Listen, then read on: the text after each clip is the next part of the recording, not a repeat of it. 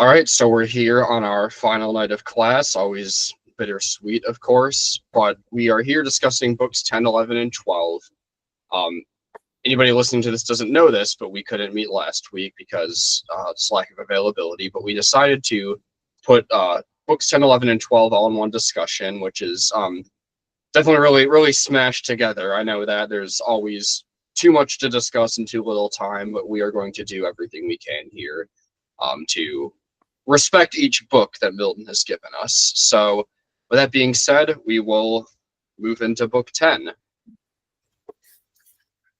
So with book 10 here, we're really getting into the fall really is built up in book 9 for a while, right? Like we don't actually get a ton of time or content after the fall. We get some in those last couple hundred lines or so, but I think book 10, one of the key themes of that is really showing us what actually happens as an effect of the fall. And certainly that, especially that back half, I think this is where we really actually get to, Milton's, every great author in a sense gives us a perspective and an insight into the human condition, right? And that's really what Milton gives us, a lot of that.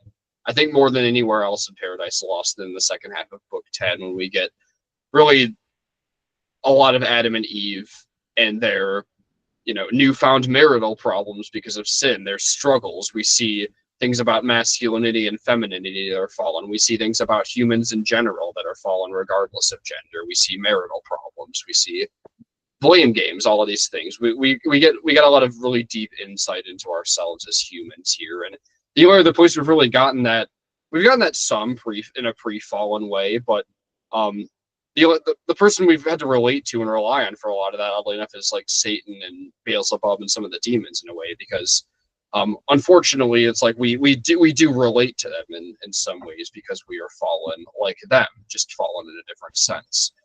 But I really think that's the core theme and motif here. But we get some descriptions sort of at the fall at the beginning. So did anyone have anything from those first, 30-ish lines that they wanted to highlight or discuss really quick?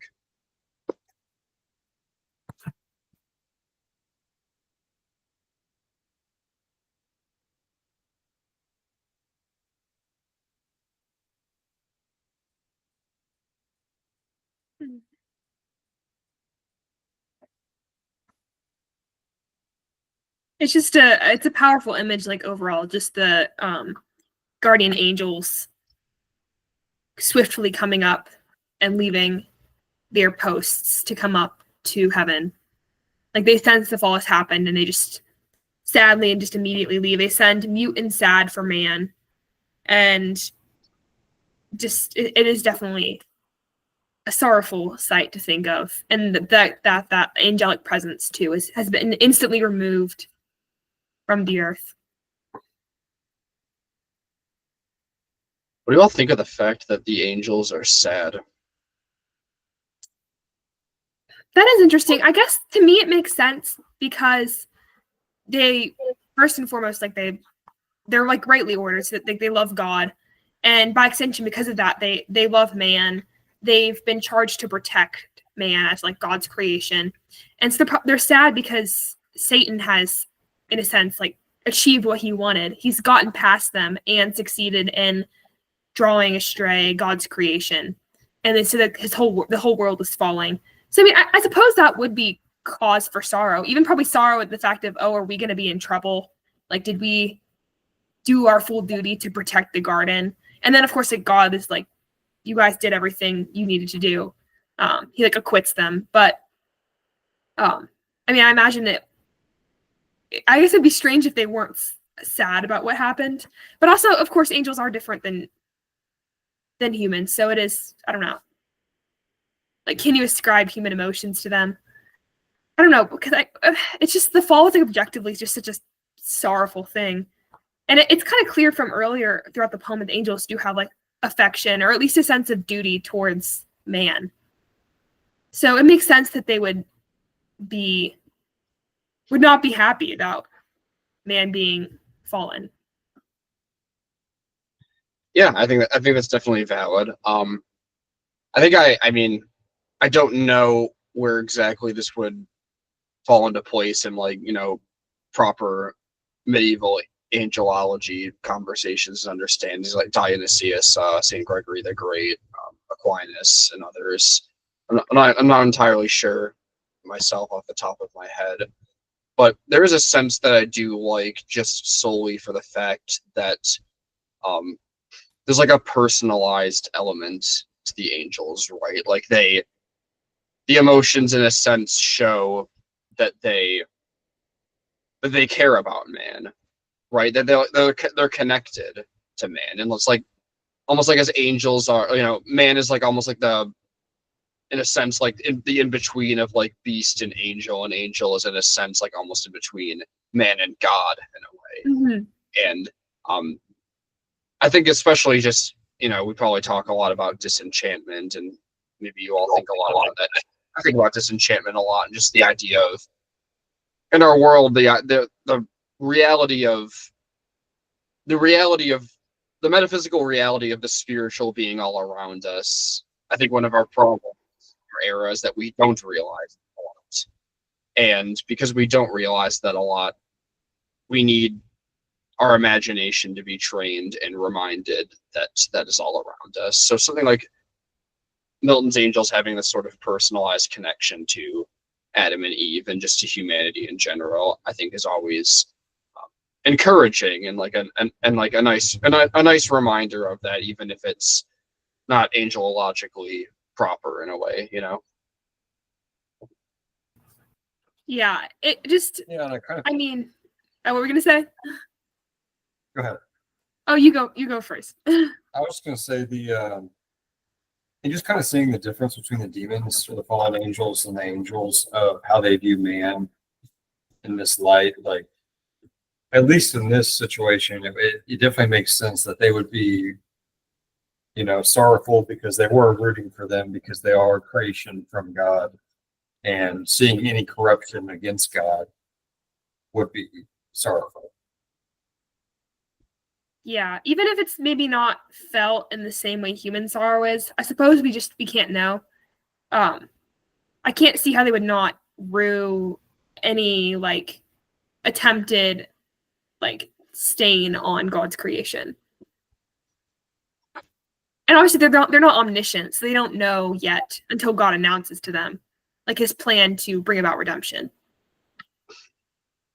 Yeah, exactly. And I think it's probably more of a question, like a technical theological question of just like how anthropomorphized are the angels in this way of like saying that they are that they ascended mute and sad, right? Like it's like, and I'm not sure the answer to that question without refreshing myself on some concepts and like looking into that question more myself. But I did think that probably was actually just like a standout, and I think either way it is an interesting reminder, and I'm personally okay with it being in the text, at least at this point.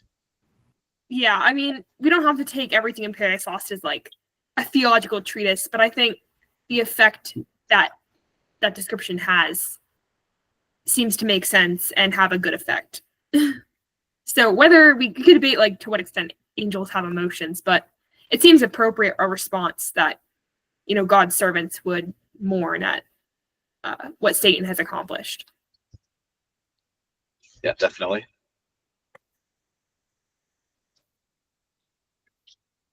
All right, so would we like to, just for the sake of time here, would we like to get to the part where God starts speaking to Adam? Okay, I did need to ask about this because like we have the son talking, and then like he's speaking to Adam, right? So like the fact that the son is God here, and it seems to it literally says the voice of God at 97. I think that's a pretty good indicator of the lacking of Arianism being an influence on Paradise Lost. Yes. I think that helps to clear up even some things from book 3 specifically, and maybe even from book 5 if I'm remembering right. But I think I would certainly it's not that I could defend extemporaneously, but I would certainly like defend the position that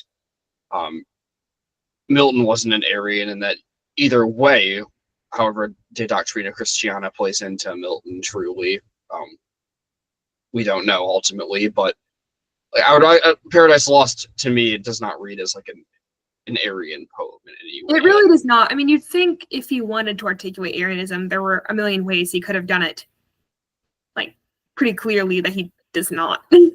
Yeah, no, I totally hear you on that. So I think that's a good thing to point out there. Just that it was like the voice of God they heard, now walking in the garden by soft winds, brought to their ears while day declined. Right, like it's like this is God the Son talking to them.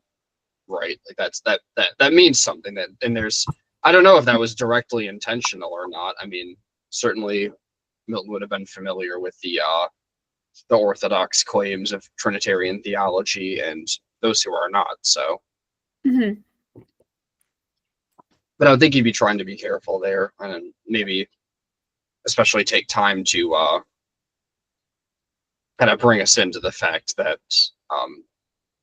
more clearly in line with like Nicene Orthodoxy. Yeah, because I mean, obviously in Genesis, it's like God comes down to the garden to speak, but then the fact that he, specifically says too, it's like Christ who's coming down. I think that person of the Trinity kind of affirms even more. Like, yeah, it was God who came down, and then he says in the person of Christ. It's really, you can't say like. Yeah, it does make you think of that, like with the incarnation, like the nature of God, and like specifically the inner Trinitarian person of like Christ the Son.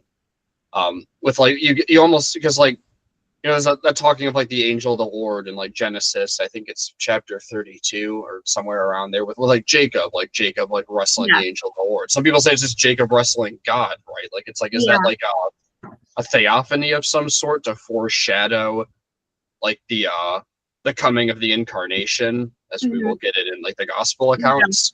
I've always wondered that, right? Like I'm still not sure like where I stand on that specifically. I know people also say, like, I don't agree with this, but people will say too, like Melchizedek could have like literally been Christ. I would say like, but then people will be like, okay, but he was like actually like ruled a kingdom on earth and stuff. So like people say, doesn't really fit all the boxes of like a Christophany, but it is interesting how many like mysterious figures there are in the Old Testament.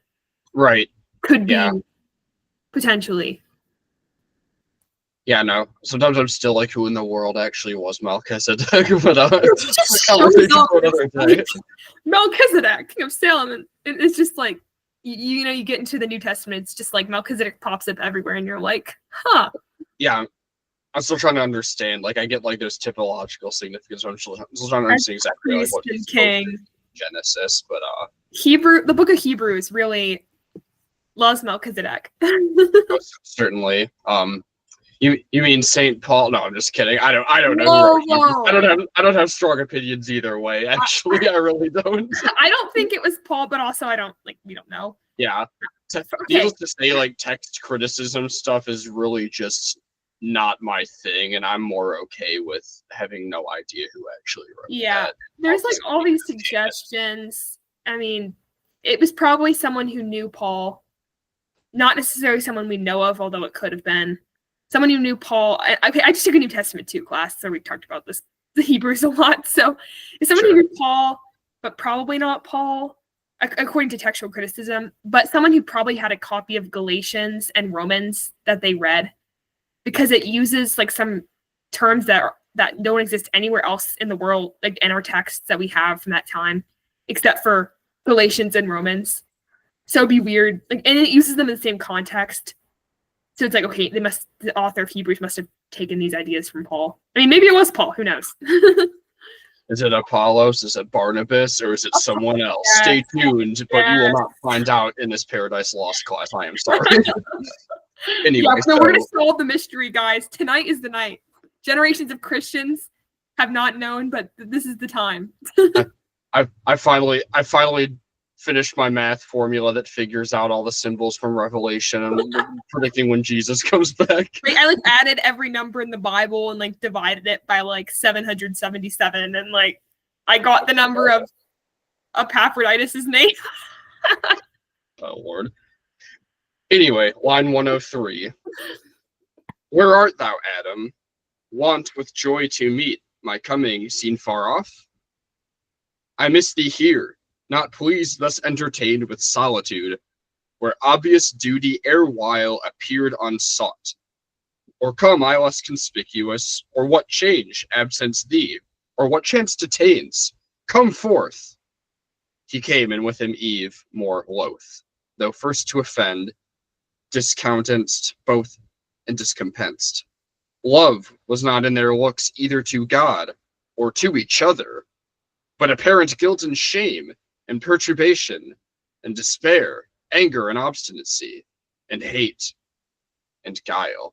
So these are all products of sin, right? Like perturbation, despair, anger, obstinacy, hate, guile.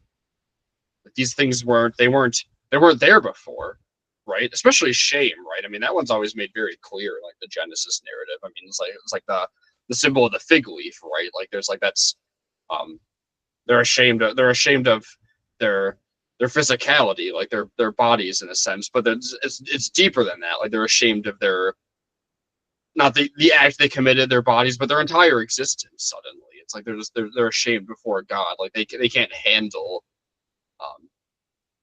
that specifically. But yeah, I think interesting that God this reminded me of Job a lot, just like with like the series of rhetorical questions, but specifically like him opening with a rhetorical question here, like God is saying like, "Where art thou, Adam?" Right? Like it's he knows like he knows where Adam is, like there obviously, but he's asking him for rhetorical effect in a sense here. Yeah. But what do you all think of like Adam and Eve, how they're described in response to what God says here, like specifically how and is the response proper, right? Like should they feel this way in some sense?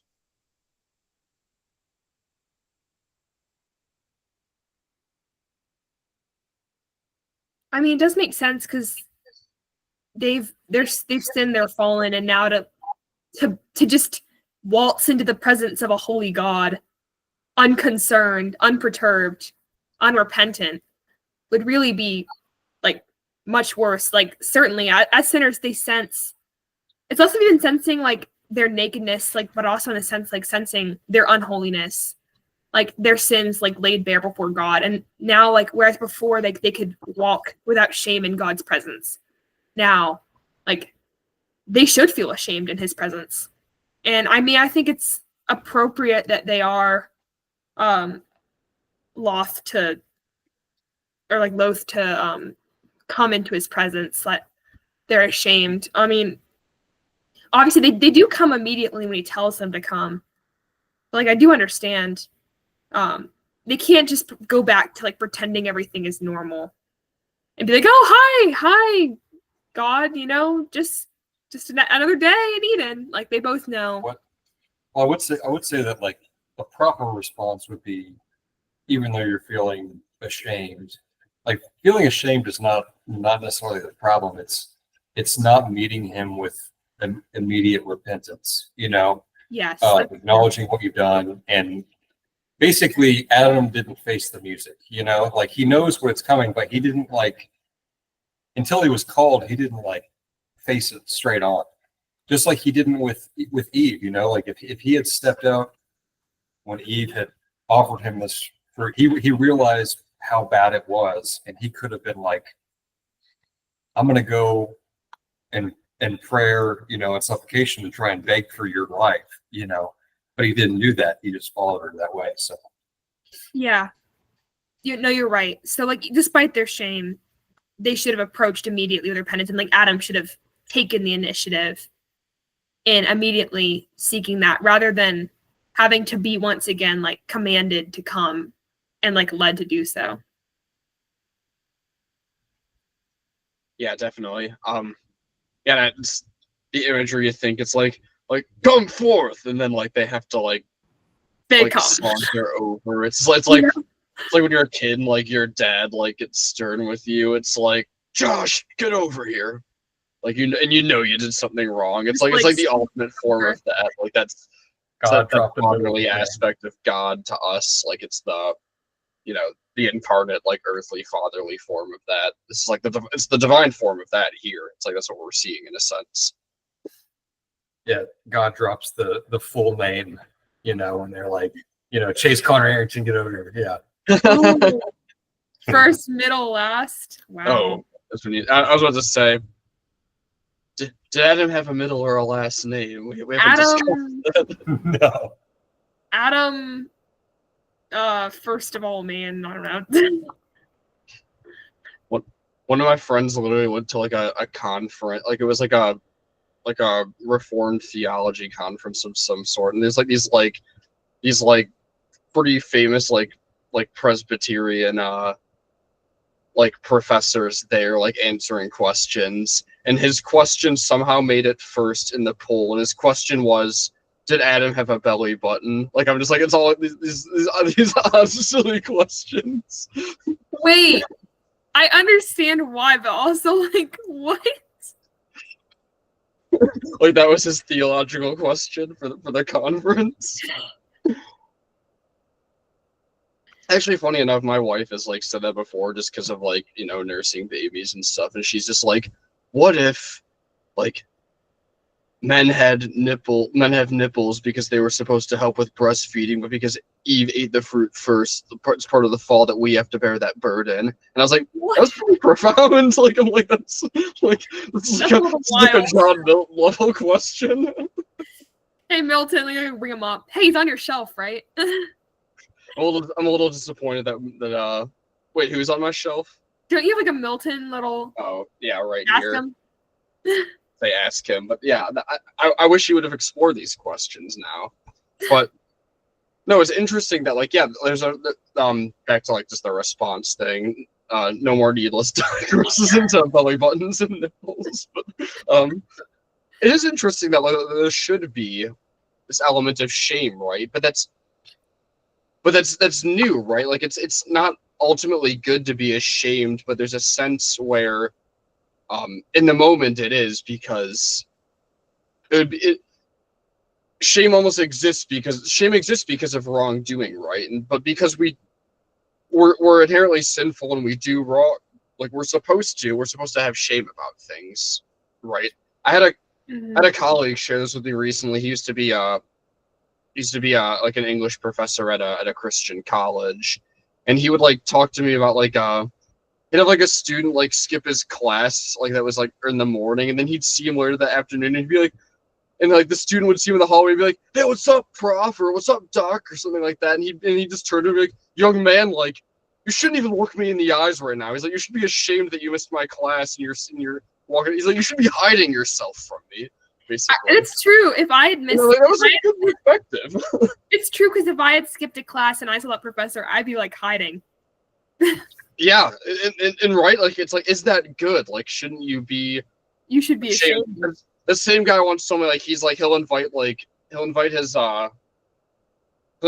of his like non-Christian or like, you know, maybe like more like pseudo nominally Christian friends to like go to mass with him on a Sunday, and they're like, I don't like going to church because something about all of this stuff just makes me feel bad. And he's like, well, good, you should feel bad, basically. And I'm like, I love that. Like it's real. It's like we should, you know, because like the fall happened, because we're sinful. It's like we just have to like be ashamed sometimes. Yeah, I will say like shame is kind of the first step on the road to repentance in a sense, because it indicates something is wrong.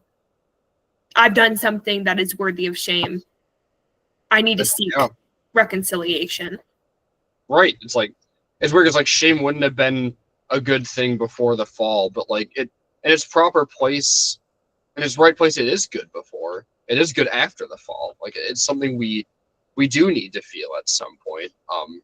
If we're not in some sense shameful, we're not actually honest about, you know, like the privation that sin has on our natures, right? Like we're just not at the end of the day. Like that would be dishonest. That would be completely unfair. And I like that you brought up repentance, because and we'll get to this later on with especially kind of like transitioning from book 10 into the other books, but I think Milton's building to that here, right? Like there's a sense where we're gonna get towards.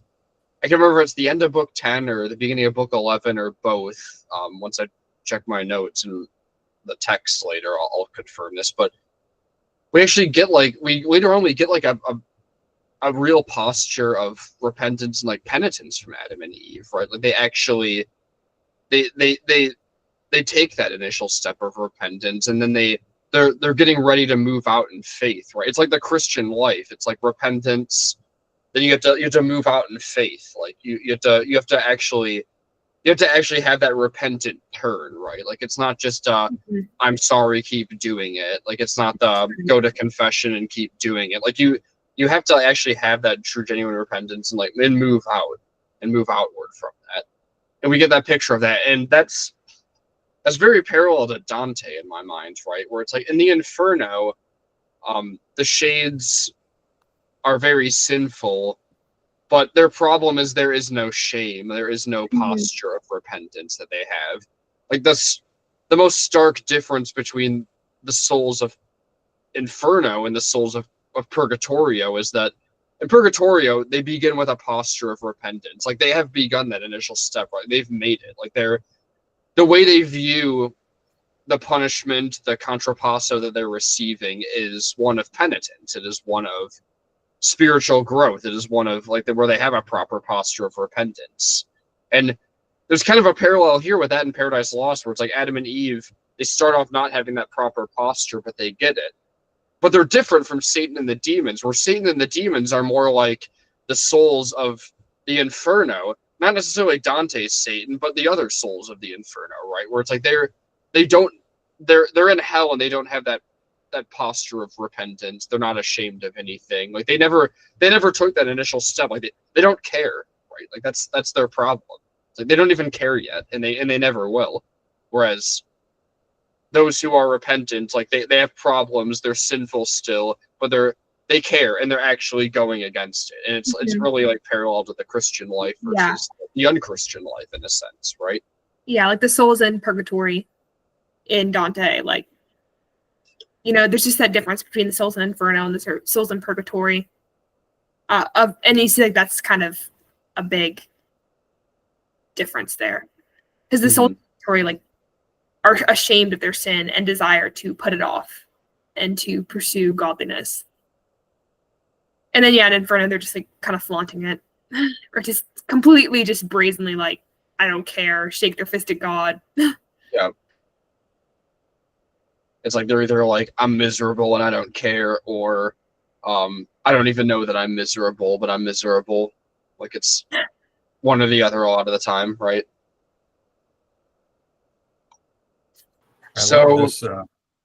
Yeah, go ahead, Jason. I love this one. When God is replying to Adam, he says, this is line 144. It says, was she thy God that her thou didst obey before his voice? Or was she made thy God superior or but equal, that to her thou didst reside thy manhood? In the place wherein God set thee above her, made of thee and for thee, whose perfection far excelled hers in all real dignity. Adorned she was indeed, and lovely to attract thy love, not thy subjection, and her gifts were such as under government well seemed, unseemly to bear rule, which was thy part, and person hadst thou known thyself aright. Just like completely explains everything right there. Yeah, there's a lot there. I like what he says, like, hadst thou known thyself aright. And like, I don't necessarily like agree with like saying that Adam's perfection excelled Eve's in all dignity, but I do think he says a lot of good things here about the relationship between man and woman, and like also Adam's flaw, which we've seen throughout this, where he was, you know, obeying Eve over the commands of God. But I love that, had thou known thyself aright, like had he been rightly ordered, had he understood his place in that order and God's place in it, he wouldn't have fallen. But he had things out of order, and he wasn't fulfilling the role that he was given. So yeah, that part is the part that I like really starred as in my book as well. I mean, that key line there, right? Like, 145, 146. Was she thy God that her thou didst obey before his voice? Like, this is like Adam's the Aristotelian tragic hero in the drama. Yes. At least at this point he is. And it's not a tragedy because like you really almost can't write a Christian epic. And I talked about this in the overview, so I don't want to repeat myself too much. But you can't really have a Christian epic as a tragedy because like Christ makes the seemingly tragic a comedy, right? Like at the end of the day, it's like because like everything seems like a tragedy, and then like when you know the gospel, like it like Christ turns everything into a comedy, and it's like we see that with the Divine Comedy, like with Dante again, like with like you have Paradiso to look forward to from Purgatorio, and but like with Adam specifically as a tragic hero, in this element, and there's still these really strong tragic tones here, I think, in book 10 that lifts up a bit throughout books 11 and 12. Of course it stays tragic when it has to see the human history unfold before his eyes and the consequences of the fall. But this is his fatal flaw, right? The tragic hero has to have a fatal flaw, and Adam, that's his fatal flaws. He loved Eve and wanted to please her more than God. Like that's it. He ate the fruit. He participated in the rebellion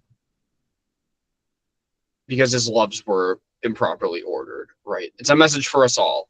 And because of the fall, we will make gods of our spouses, fiancés, boyfriends, girlfriends, whoever. Like we just will, and we'll do it again and again. And it's part of the original sin, right? Mm-hmm.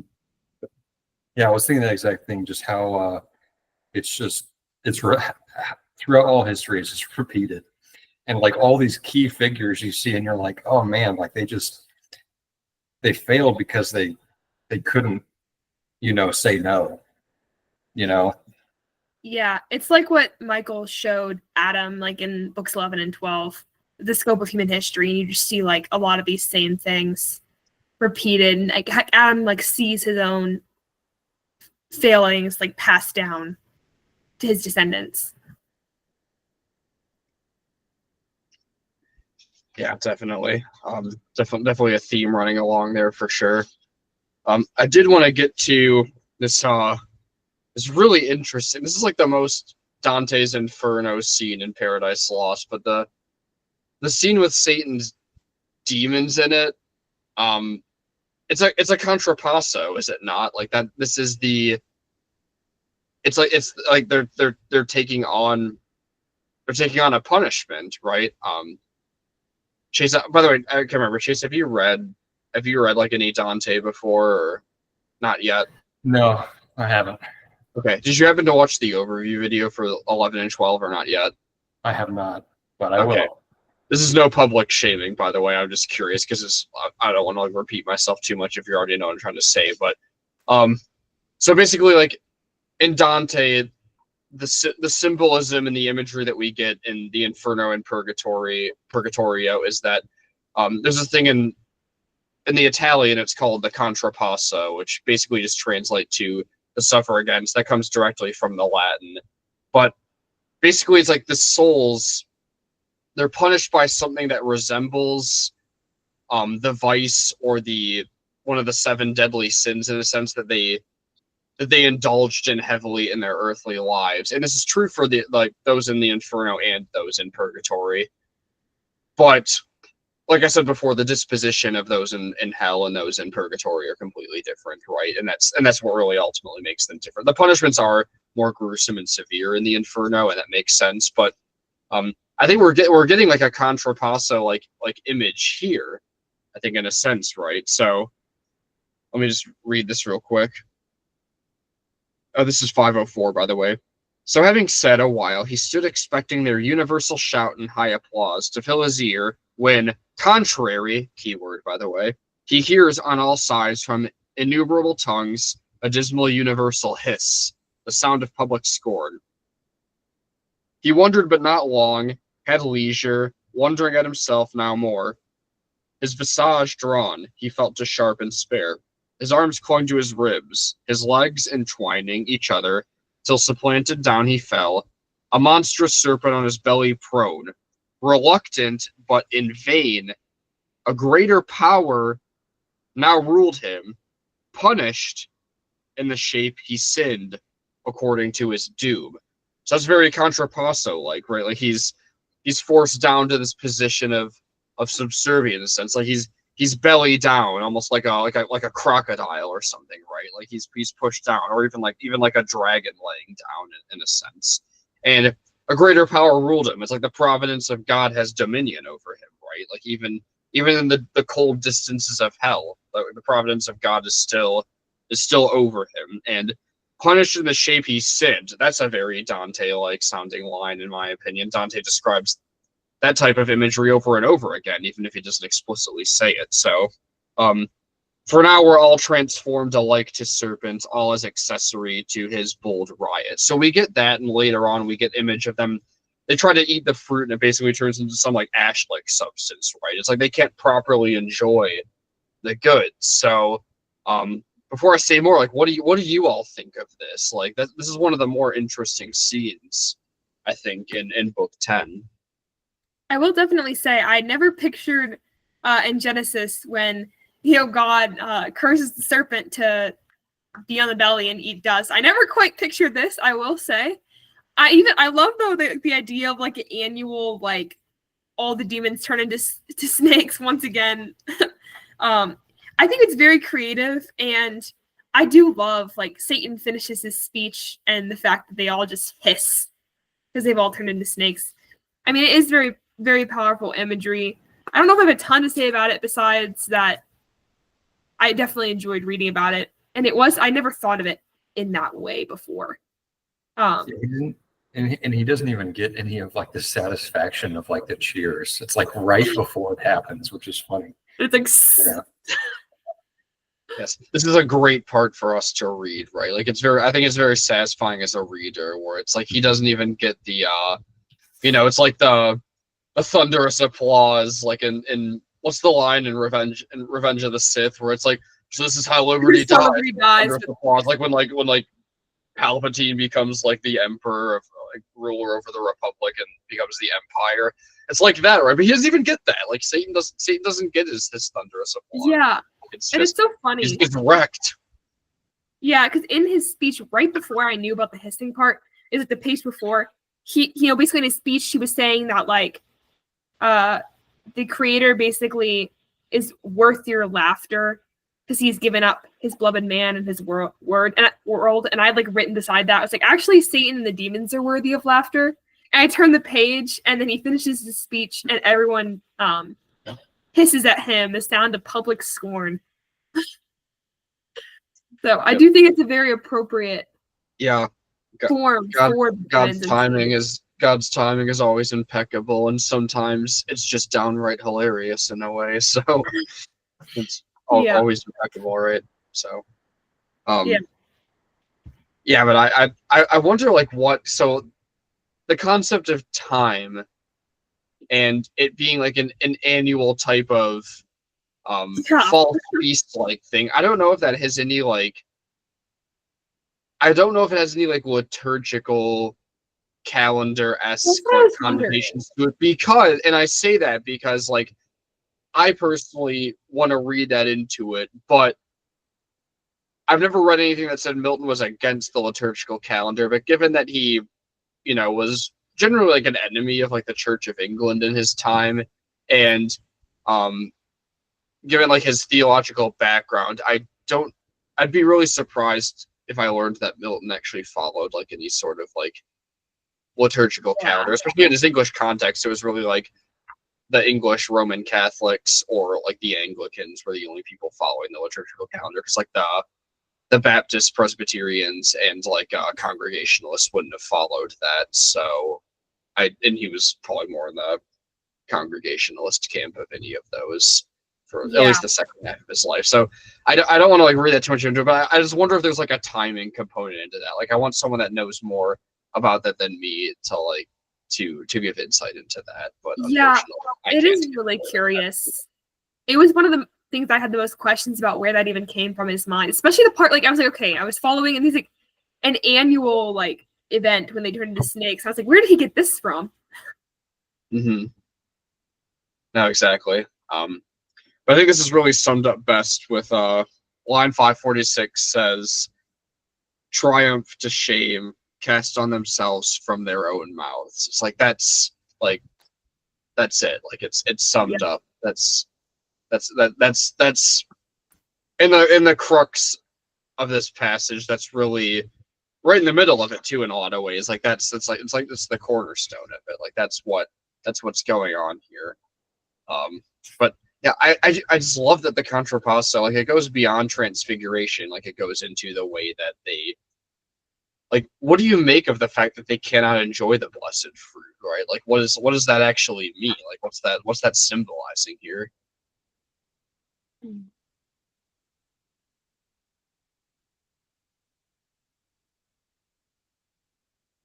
And perhaps like, I mean, it's obviously like a reminder too of like the fall of man, like with the way that they felt. But I also think it's just a constant reminder to them that like they can never they can't be redeemed or reconciled.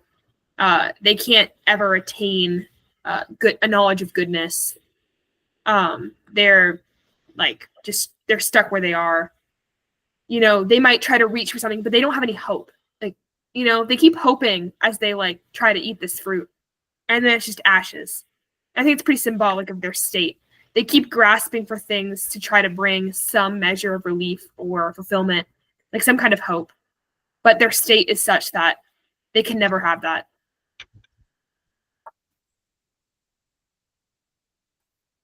I have an interesting connection here. Okay. And maybe it'll be a nice Substack titled "Christian Epic and Pirates of the Caribbean: Curse of the Black Pearl."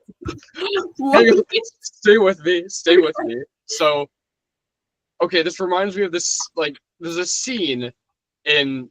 Have you all seen the Pirates of the Caribbean movies? Like, I was a child of the 2000s. I see where you're going with this. But yeah, so, go ahead. okay. So, okay. In the first one, so Elizabeth Swann, played by Keira Knightley, she gets captured by the cursed pirates, right? Like, and she has to eat dinner. She has to have a dinner with Captain Barbossa, and that's when he basically explains to her that like they can't feel anything. Like they're hungry and they can't satisfy it. They're thirsty, but they can't drink water because they're cursed. They're basically skeletons.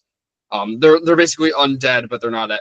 They're undead in a sense, right? And so they can't enjoy these things, and it kind of reminds me of that. But I watched this with my wife like a couple weeks ago, and so that's why it's like in my mind somewhere. But there's a line where Captain Jack Sparrow says that he says this to Barbossa. He says, I'm not going to paraphrase it because I don't remember the exact quote. He basically says, "The deepest circle of hell is reserved for mutineers and traitors." Is that embedded into our Western tradition because of Dante, right? Like the Ninth Circle, like where you have like Brutus, Cassius, and Judas Iscariot being gnawed on by Satan in that anti-Trinitarian image, right? Like the bottom of Circle 9. Weird connections to like the Christian epic, right? Like in Pirates of the Caribbean. Like, I had never actually thought of that, but isn't it crazy? Right, like, there's there. But it just goes to show you more than anything that it's like, no matter how much people don't want to acknowledge it, they don't even know how to acknowledge it most of the time out of sheer ignorance. Like our Western canon is just it's always permeated into our culture somewhere, right? Like it's like you can't even just the way that people think about like the Genesis narrative and angels and such things sometimes it's because of Milton. It's because it's like English speaking people. We're just stuck with Milton's way of portraying things sometimes. We just are subconsciously. And in my opinion, that's a good thing for the most part, obviously, because I'm teaching this class. But there's my fun connection. Maybe one day there will be a Substack, maybe even something beyond that. Maybe. So that would be cool. Pirates of the Caribbean and Dante and Milton. I need to go rewatch those. Yeah, look for it. I'm telling you, there's something there. But the ashes just reminded me of that, where it's like they can't eat the fruit, like the cursed pirates of the Black Pearl. Like they can't drink rum. They can't have a nice juicy steak or like a filleted piece of fish. They can't enjoy it. It's like there's something to that, and that's their curse. That's their punishment. It's just like it's a curse for Satan and his demons, right? Like Just like they weird parallels, but they're there. Yeah, because like the Satan and his demons are kind of undead in a sense too. Like they can't die. Like they're just eternally in hell. Yeah, exactly. It's worse, like arguably. Like you'd almost rather just like at that point you'd almost just rather like the atheist view be right, where it's like death is just such like an eternal game over screen, right? Like it's like that's like you'd almost rather just have that, because living is not being alive and as a soul is not pleasant in any way at that point. It's the opposite. It's literally hellacious, right? So anything else on that, by the way, before we move on? Okay, I'm gonna push us over to line 845, quite a bit of ways, but it's because we need to talk about Adam and Eve here. Yes. Again, this is where we as humans relate the most, perhaps. Maybe this is where we relate to Adam and Eve the most anywhere. I think as Christians we can relate to them in books 11 and 12. I think humans in general, Christian or non-Christian, relate to Adam and Eve the most here. So, but 845 to 850, I'm gonna kind of set the stage here. But thus Adam to himself lamented aloud through the still night, not now, as ere man fell, wholesome and cool and mild, but with black air, accompanied with damps and dreadful gloom, which to his evil conscience represented all things with double terror. On the ground outstretched he lay, on the cold ground, and oft cursed his creation.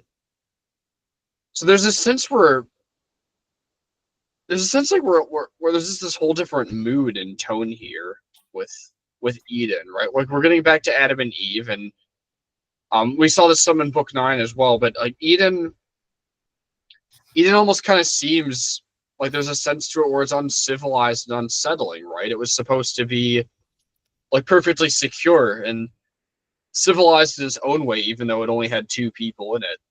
Mm-hmm.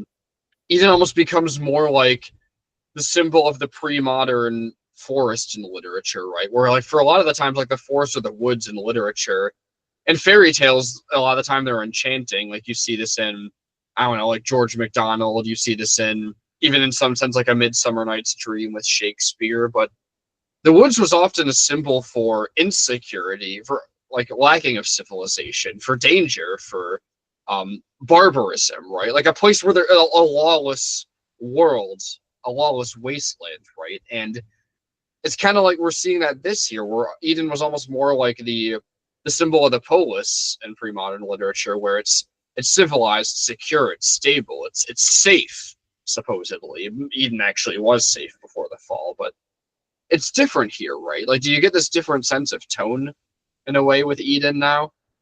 Like where they're at, it's just not the same, like in every way. Right.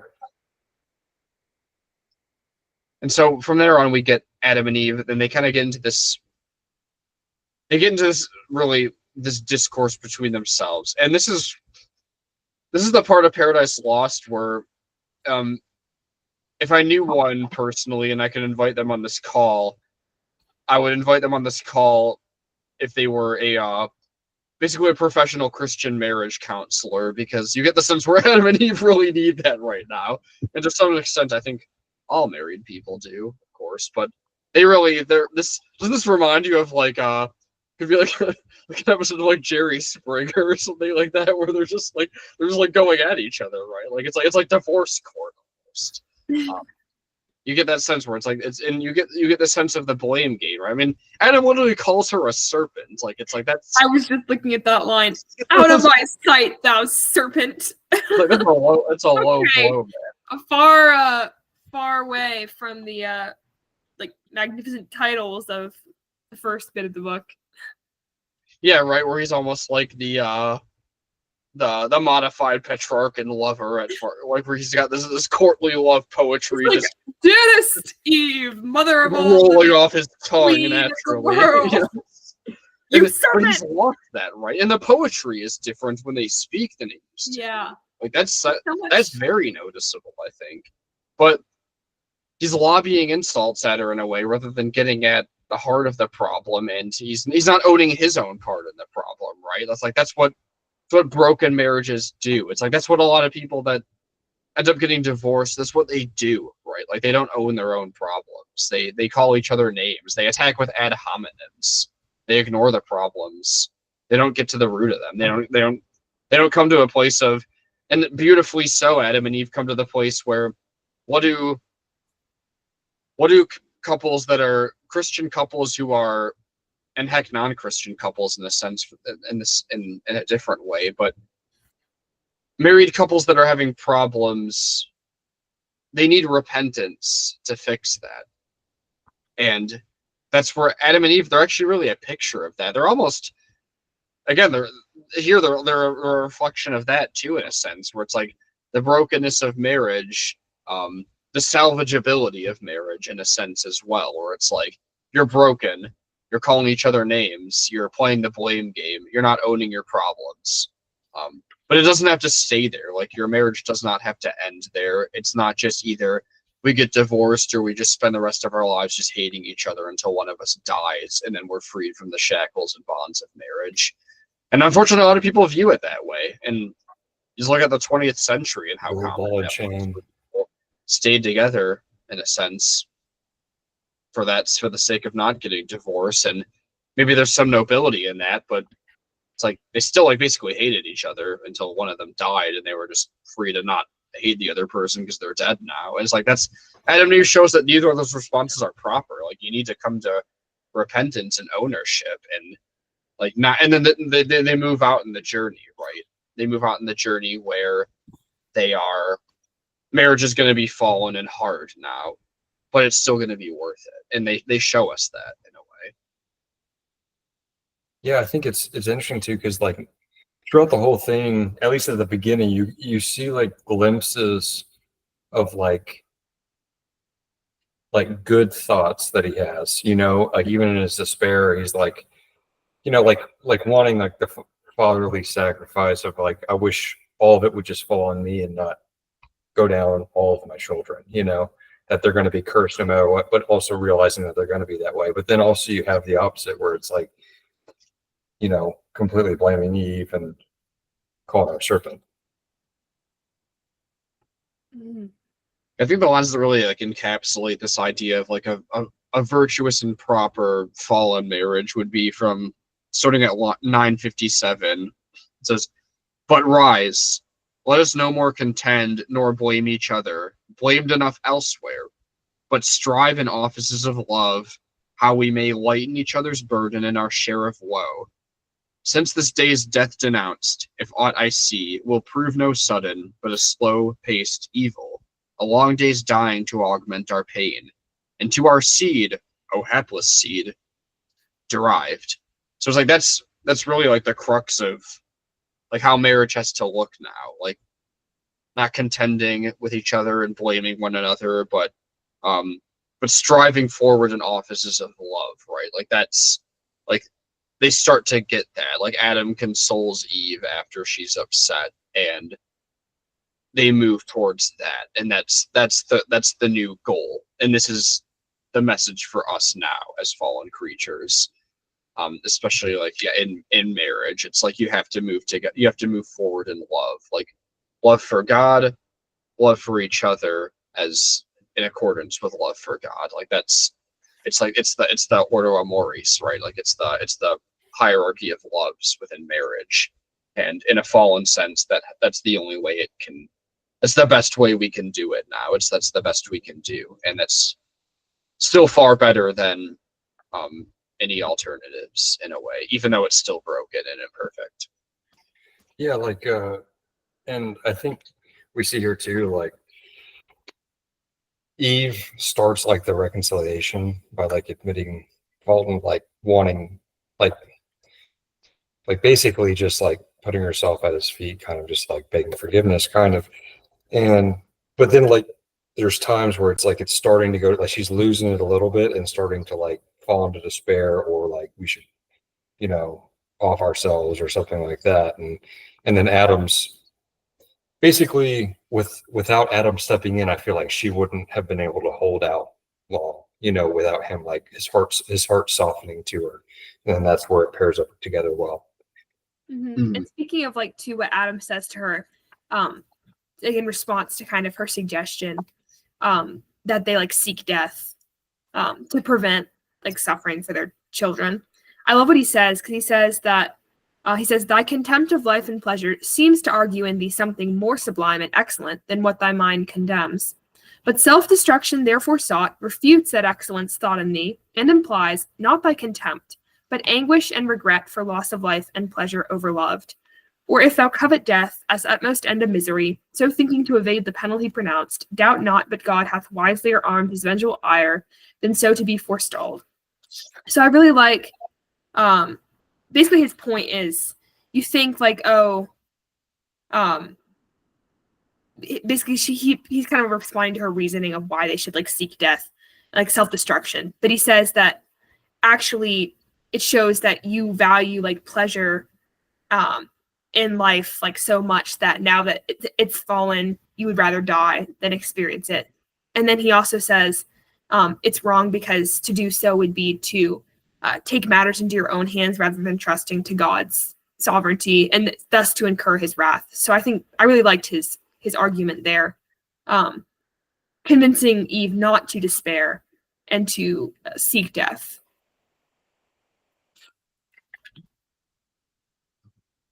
So what do you think of the do you think the influence from Hamlet is there around? Oh my goodness. Okay. I want to talk about this. Okay, go for it. I kept writing Hamlet in the margins. I'm glad I'm not crazy, because where did I first write it? So I wrote it in a couple places.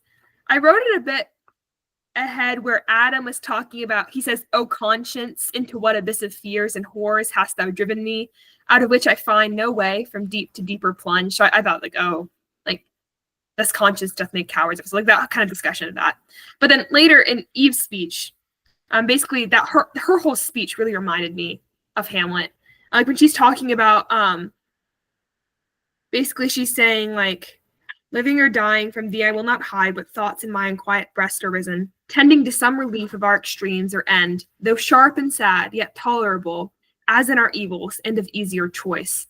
Just the whole speech really reminded me, and I'm sure like someone could go through, I'm sure someone has, and like find all the little connections, but just in general, this whole section reminded me a lot of like Hamlet's soliloquies and just the tension that he is weighing in that seems to be found here also in Eve's argument. Yeah, I mean, there's definitely some connections there. I mean, like 989, "Childless thou art, childless remain. So death shall be deceived his glut, and with us too be forced to satisfy his ravenous maw." I mean, like, you know, Eve, she's making an interesting proposition here. Like, death can't kill our offspring if we don't have any, right? Yes.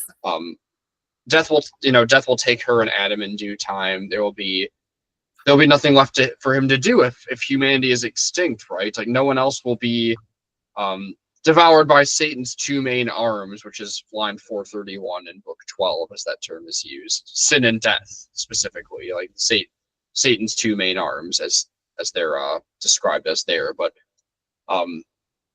and she doesn't stop there. She continues on in line 999. "Then both ourselves and seed at once to free from where we fear for both. Let us make short. Let us seek death, or, he not found, supply with our own hands his office on ourselves." So there's like the suicide reference, like, you know, and this is haunting to read, right? It's a fascinating glimpse into Eve's despair, right? Her desperation to solve this problem, but you can kind of understand where she's coming from in a sense, but we also know that it is wrong to destroy the nature which God has given us, right? Like Yes. it's an act against us, it's an act against God in both of those ways, right? Yes. Here's what's interesting about this, and this is again, I don't want to belabor or repeat myself too much from the overview video, but like I really do think it is interesting that like with Hamlet's soliloquy in Act 3, Scene 1 of Hamlet, he's alone in that, but it's like Mm-hmm. there's something about the fact that Eve isn't alone. Like it's like Adam is kind of wrestling with this, and then it's like Eve going to that extremity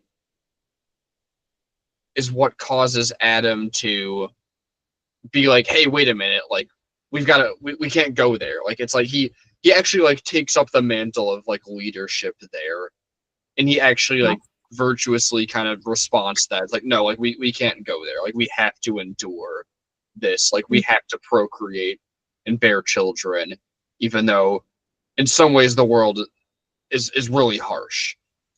And really like that it's like it's kind of like an anti-procreation message, interestingly, where like or like a message against the anti-procreationist movement, I should say, which is relevant today because a lot of people say they don't want to have kids because the world is they want to bring kids into this world.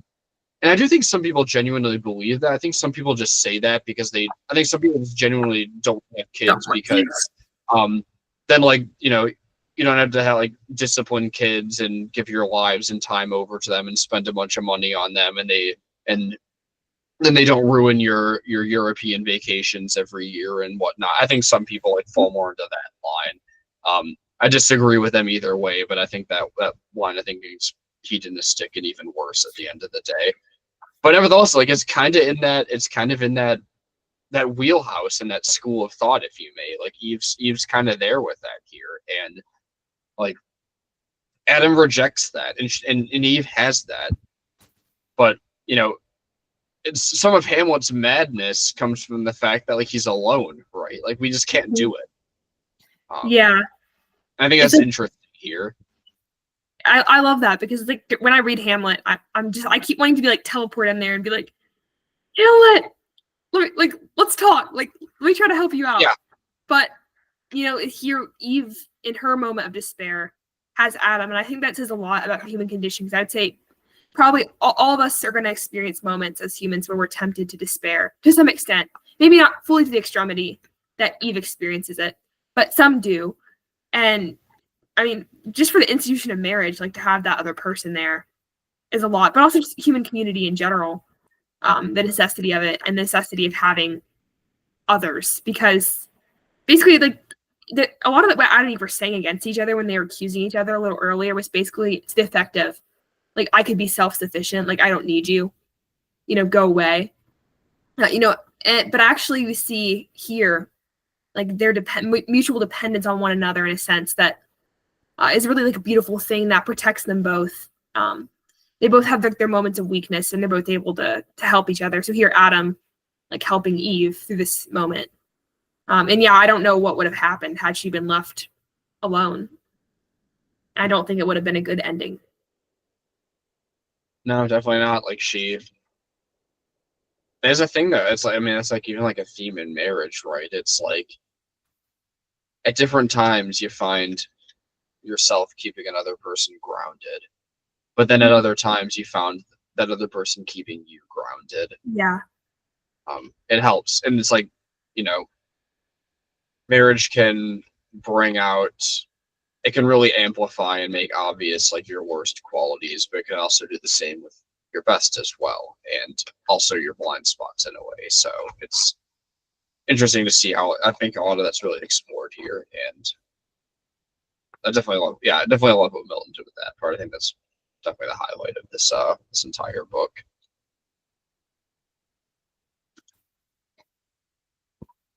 But I definitely did want to transition into books 11 and 12, so we just get some proper time Right. with those. Again, we never get enough time with any of these books as we should. That's just the nature of the beast, of course, with these great books, which is a good problem to have, of course. But the theme of book 10, this is what I was getting at earlier that I was a little murky on exactly what was happening. The theme of book 10 really ties us, the end of book 10 ties us nicely into really the themes of book 11 and 12. And so we get, so spake our father penitent, nor Eve felt less remorse. They forthwith to the place, repairing where he judged them, prostrate fell, before him reverent, and both confessed humbly their faults, and pardon begged.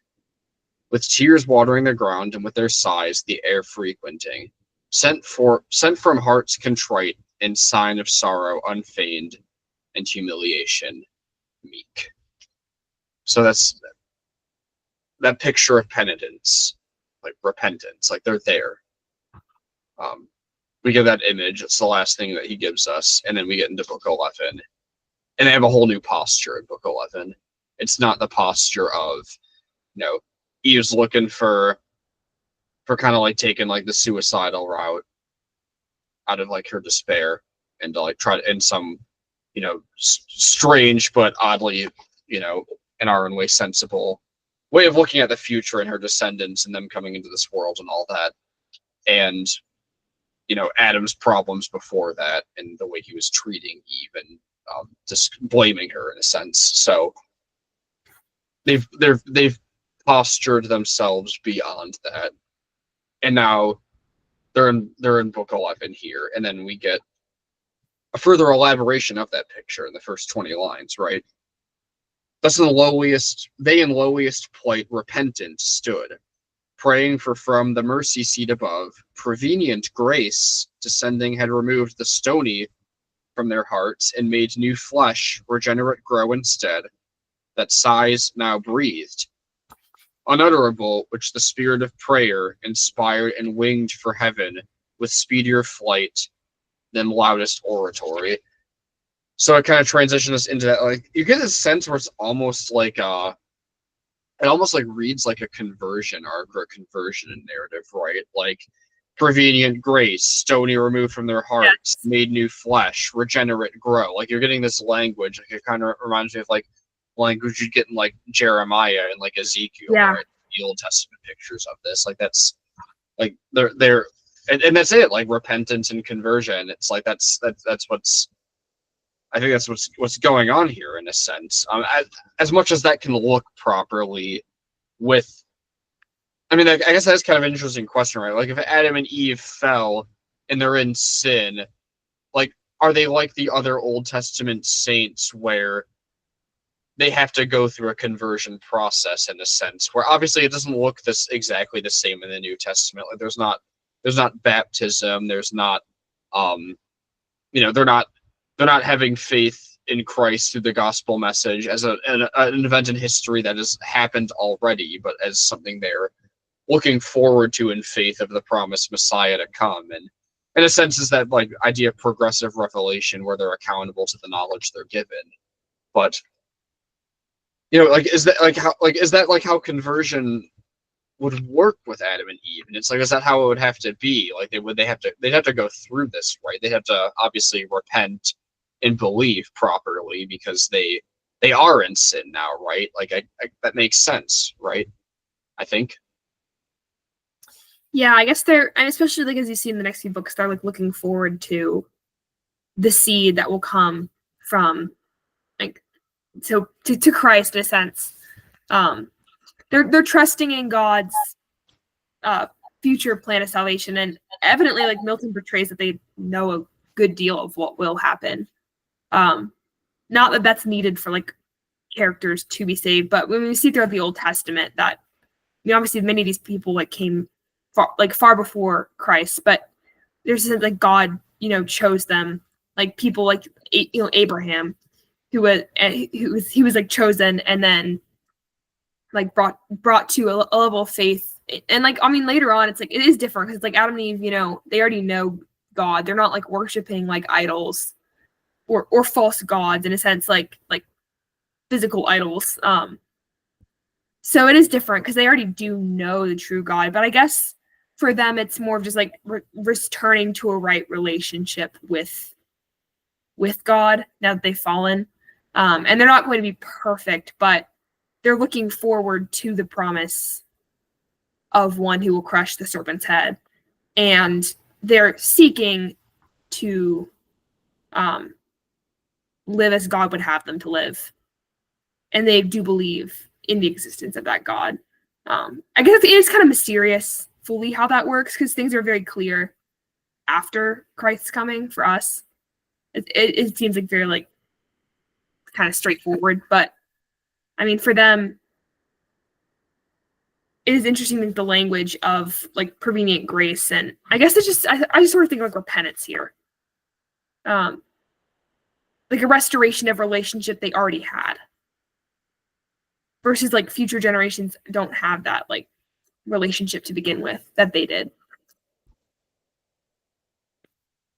Yeah, it is certainly unique in that own way, right? I mean, like how many,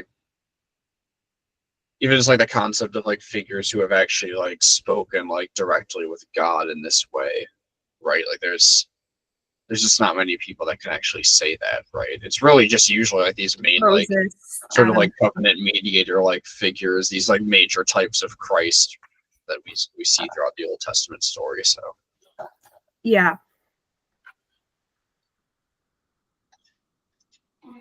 So shortly after that, we get this.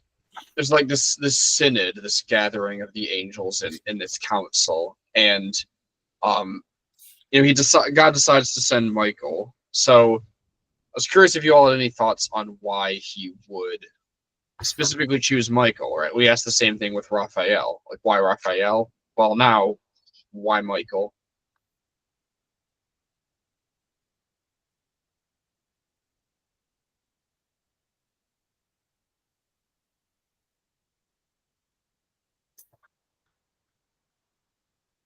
It does seem he needs someone who's going to be able to like lead this group of cherubim to basically execute this mission, which is to get Adam and Eve out of the garden and to like guard it. And like keep them from returning. So there is a sense where he's like I guess I don't remember everywhere he appeared in like previous books, like in the angel battles and things. He's like one of the mightiest angels and like a mighty warrior type figure. And then God like endows him with the knowledge he needs to share with Adam. But he definitely is a more like foreboding, like intimidating figure in a sense than Raphael, who's like the kindly teacher in a sense. He's a more militant angelic being, but I don't know. I don't remember everything that was said about Michael before. Oh yes, very nice.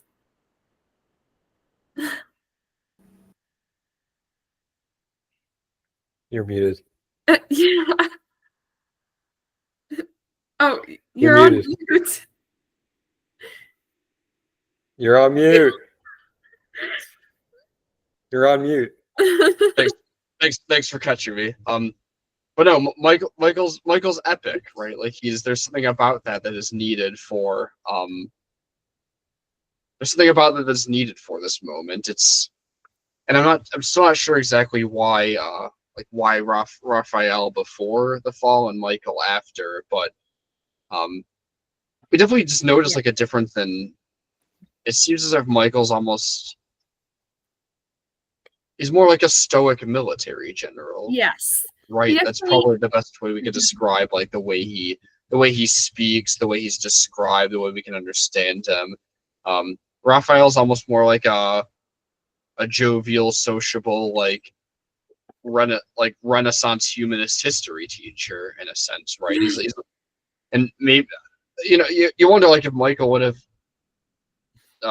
delivered the message before the fall, like just how some things might have looked different. I'm not sure, right? Like even if like they swapped roles or something, where Michael was before and Raphael was after. So I'm still not exactly sure why that is the way it is.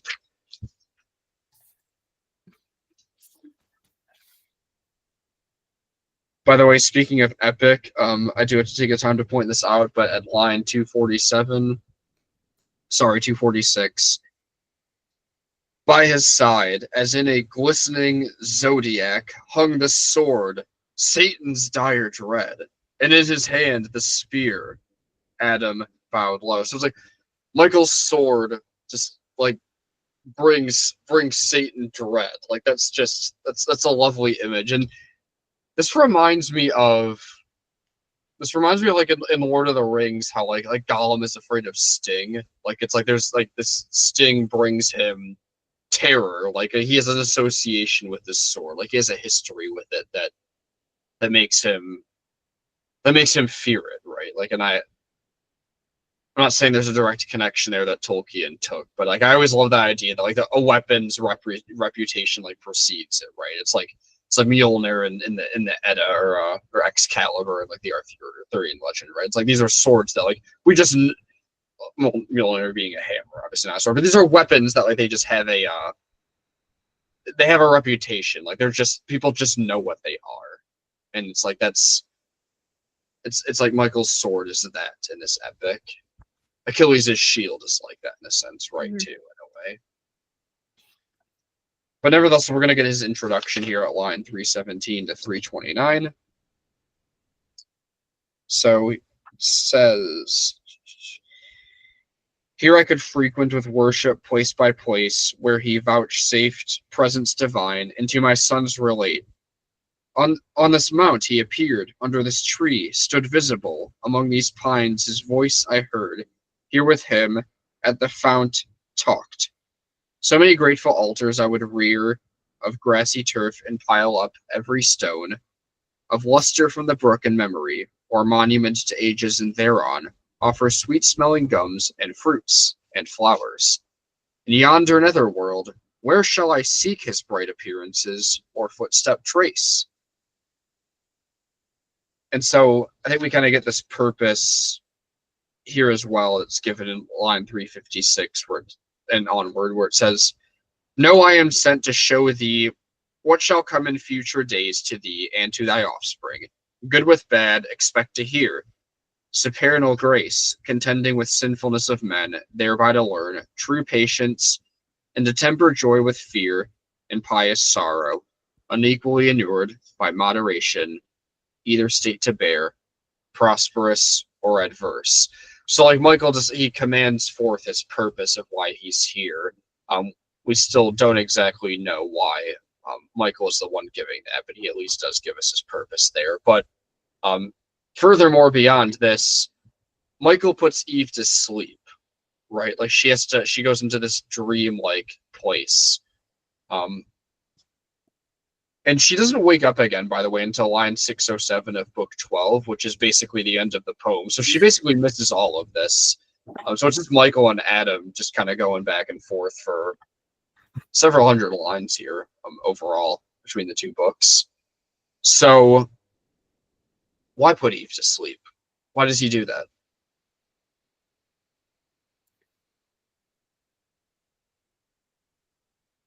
I mean, I guess there's a couple reasons I can think of. So there's the fact that Adam is like the head of mankind and also like the head of the marriage.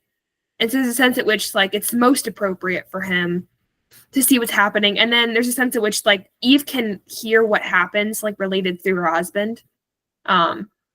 Which is almost like, basically like Adam hears from the angel and then he relates it to Eve.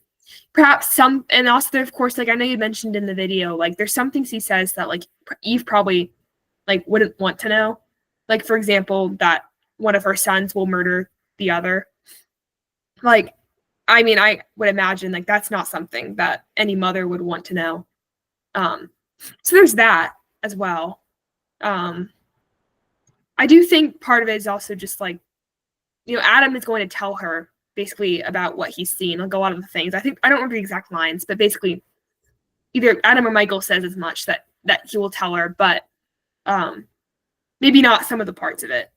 And it's gonna be like related, but she will hear it. It's just, I guess, Adam gets to directly see it and then gets to relate it to her. as the husband and as the kind of covenant head or like the representative. I don't know. I haven't thought too much about it. That's just like my initial thoughts. I know certainly like she wouldn't want to be there for the part where she sees one of her sons murder the other.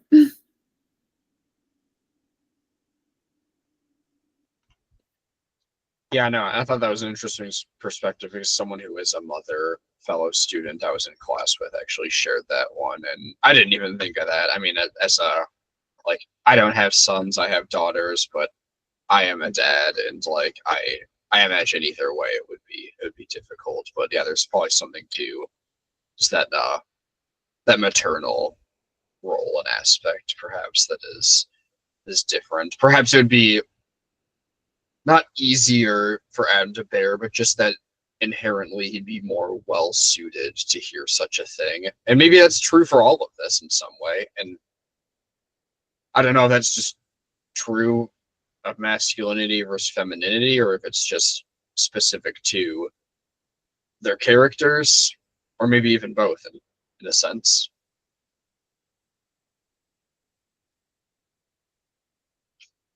But so we get some interesting things around like the 500s of lines. So go to 467 really quick, actually, before we get to that. But so 467,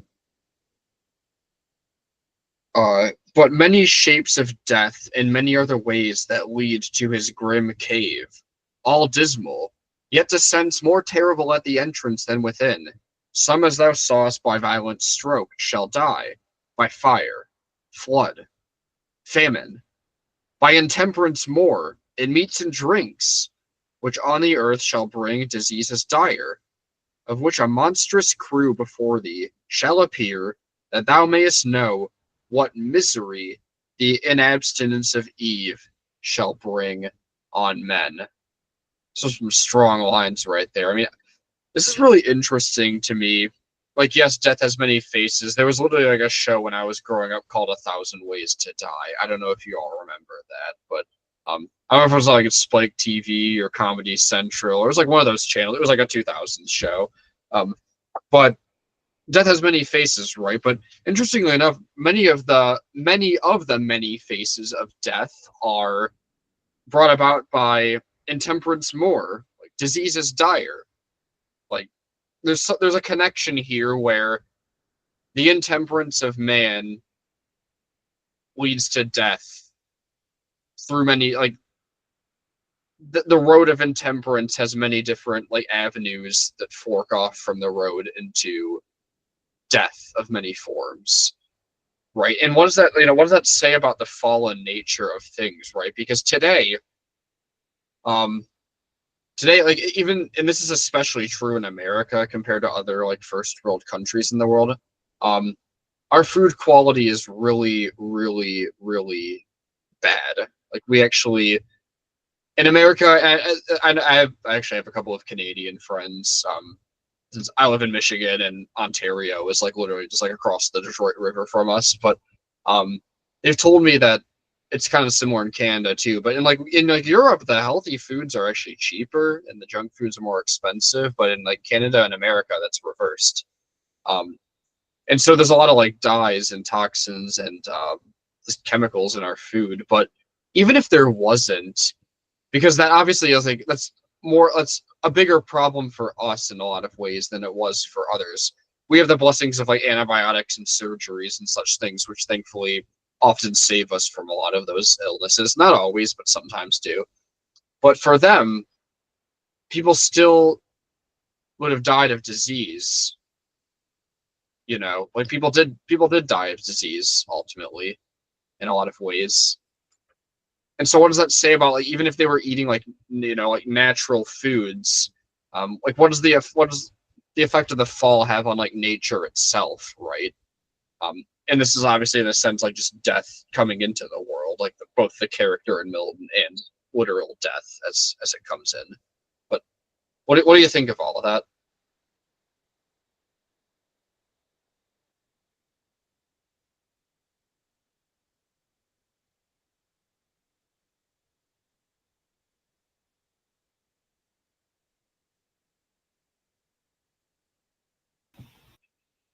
We can talk about something else if you I want. don't know. I like this topic a lot, but it's just I me. agree with what you said. Like, I don't know how much more I have to add, except that, like, I agree. I think, there's some extent with the fall, like, affects just human health in general. I mean, I don't have anything necessarily to do with diet, but with other things as well that cause ill health. But that could be a big part of it. And I certainly believe, like, there are intentional things humans can do that make it worse. And we actually, like, are making the foods we consume, like, worse for us. But also some extent to which, like, these people who are still having, like, natural diets and things still could face ill effects. And so I guess it's just there's some natural effects of the fall, but then it's also like exacerbated by like further human sin and I guess I don't know how fully, but essentially to where we're in a state where like we're producing foods that contain such toxins and then consuming them. So I guess maybe he's getting at both things to some extent. It's like we've tampered with food, and we've turned food and illness and medicine, such things, into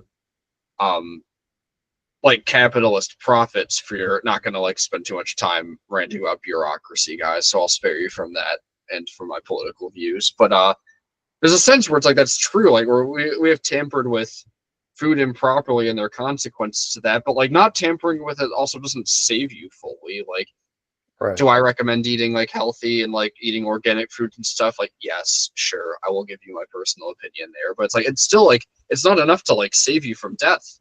And like we also have to like be aware of that. And I think this is actually relevant to the other end of that culture, where you see this a lot in like the self-improvement culture, where it's like, I wake up every day and I don't drink a cup of coffee until after 2 hours, until my adenosine has worn off, basically, and my adenosine receptors aren't blocking things, and I indulge sunlight and I take a cold shower every morning and I spend 2 hours in the sauna a day and exercise and eat a perfectly like paleo diet. It's like right, it's like there's like a group of podcasters that like are kind of like stereotype, but like people are like in a sense grasping at like not immortality but just happiness, like prolonged life, all of these things, and it's not enough, right? Even that's not enough.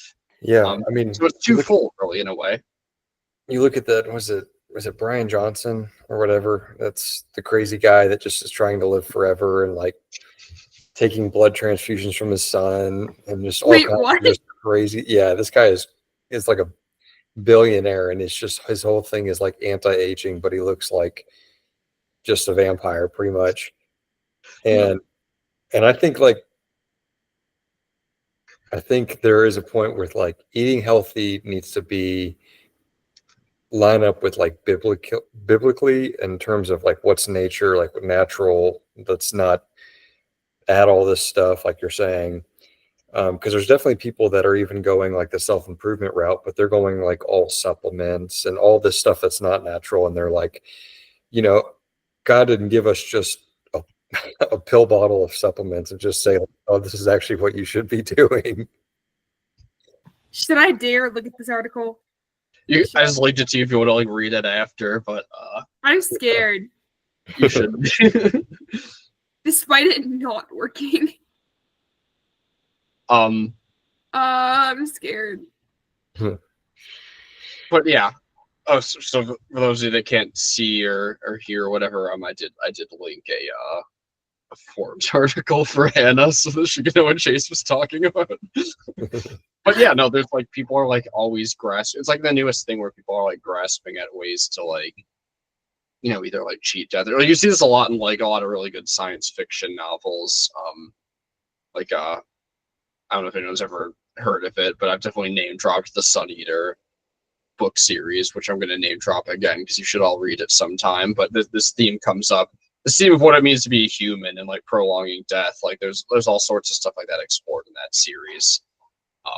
But it's common in science fiction because it's common in life, and it's one of the goals of science is almost to eventually achieve immortality, right? And it's just never going to work, but people are going for it.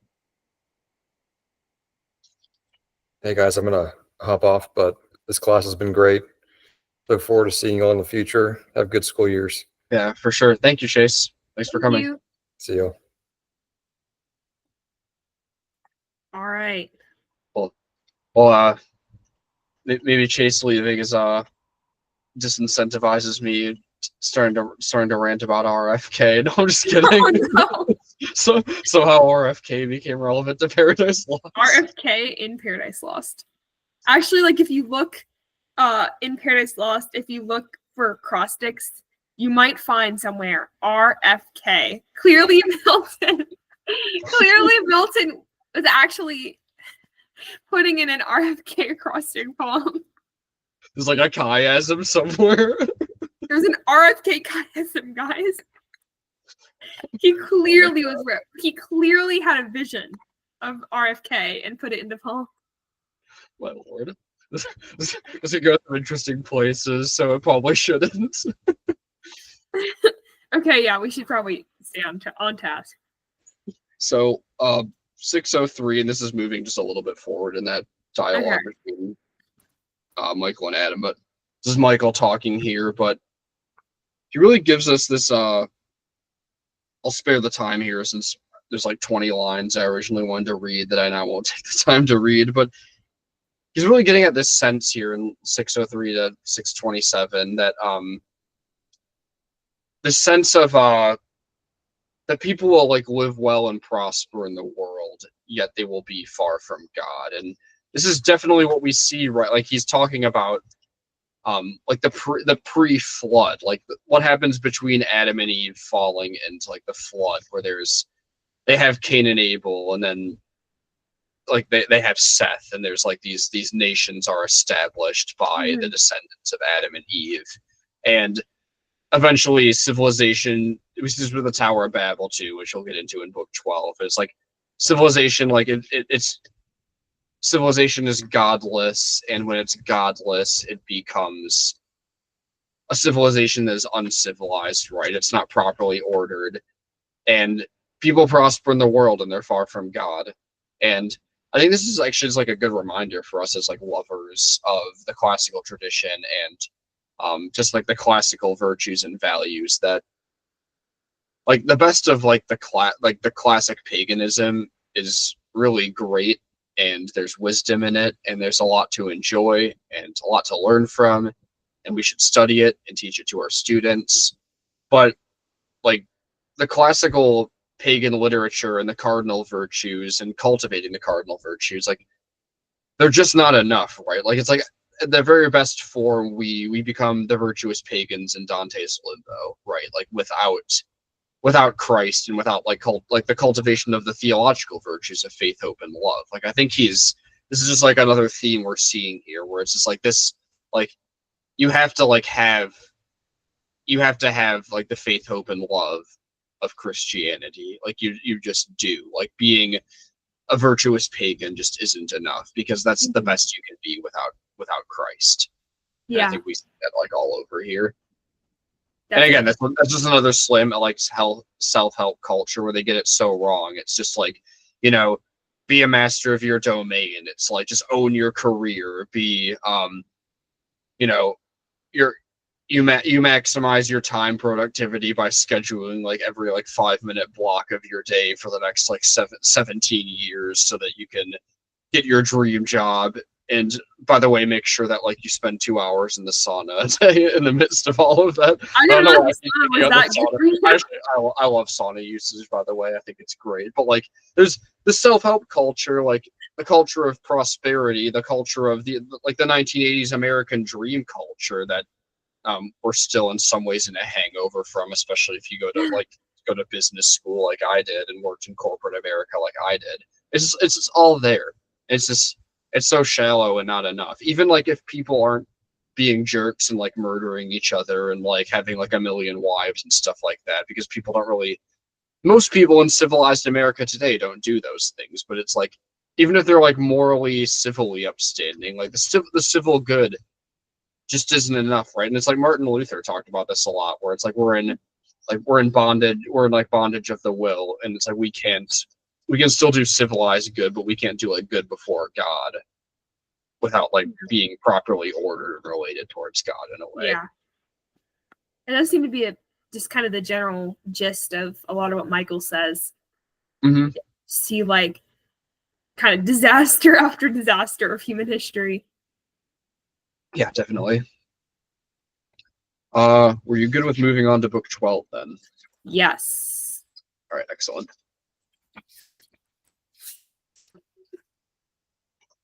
So, do you have any thoughts, like, overall, just on, like, the Tower of Babel scene?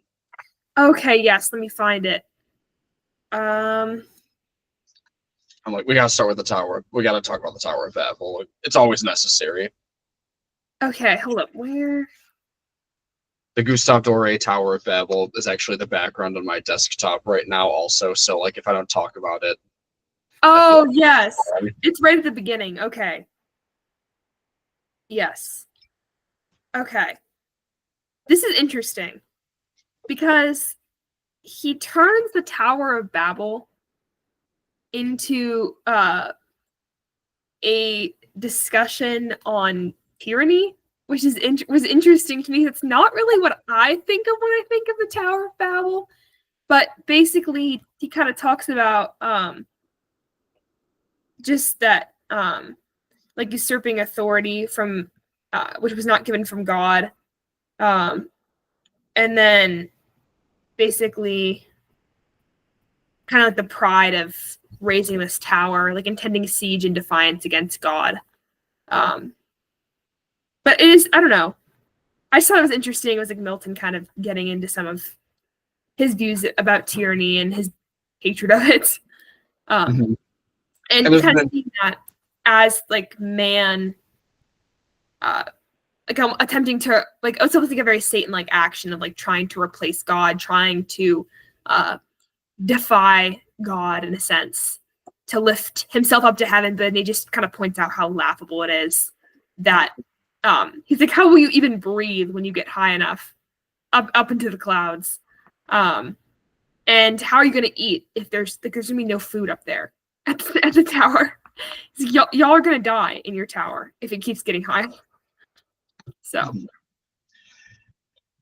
Yeah, and you mentioned the part with like Milton reading tyranny with the Tower of Babel, and feels like just a kind of like an interpretive question that we don't have to answer right now because I'm not even sure what the answer is, honestly. But and this is relevant for anything where like somebody's making like literature with backdrop of like the biblical narrative, right? It's like, is this actually like, you know, exegetically, theologically, like how Milton understands like Genesis 10 and 11, or is it just what he's doing with the Tower of Babel to voice a message about tyranny, which Milton was clearly very passionate about. Yeah. And maybe he did read that into like the Mhm. Genesis, that part of the Genesis narrative. I'm not sure. Yeah, I incline towards the second because I mean I'd have to revisit the passage, but I don't recall anything being expressly clear about like tyranny being involved. It just kind of opens up, the scene is set,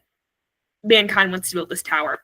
However, I do think he makes a reasonable supposition that if that many men had gathered together for some undertaking, it's likely it wasn't some democratic council government. Right. And kind of identifying it as probably the wishes and the, maybe even like the whim or the idea of like perhaps one individual. I mean, I will say, like, especially at that time and given the nature of it, it kind of I guess he's kind of like logic his way, kind of like he's being intentional in connecting the Tower of Babel with tyranny. I don't think that he's taking it like from the biblical text, like directly, like this is clearly what it teaches in the Bible. But I think he's kind of reasonably inferring from what we know about the Tower of Babel that some situation is connected. And I think even more importantly, he's connecting the idea of tyranny with this idea of pride and of putting oneself in the place of God. And the Tower of Babel is the like kind of paradigmatic example of mankind's pride and kind of trying to throw, I guess, themselves in the face of God disrespectfully. And so for him, tyranny is really like usurping the place of God, like he says, taking authority that hasn't been given from God, perhaps like in a civil sphere, if you're a government or like a person, you're in charge of the government, you have control over the civil sphere. But then if you're trying to take control over other areas, that's like taking authority over a role that God has not given you. Like if you try to control like religious worship and like regulate that, or try to basically have like certain like moral dictates, that's kind of outside that sphere. So I think that's kind of what he's connecting here. I think it maybe has less to do with like the situation of Babylon, more of like what Babel stands for, which to him he like really associates with tyranny. I don't know. Those are my first thoughts. Yeah, no, very good.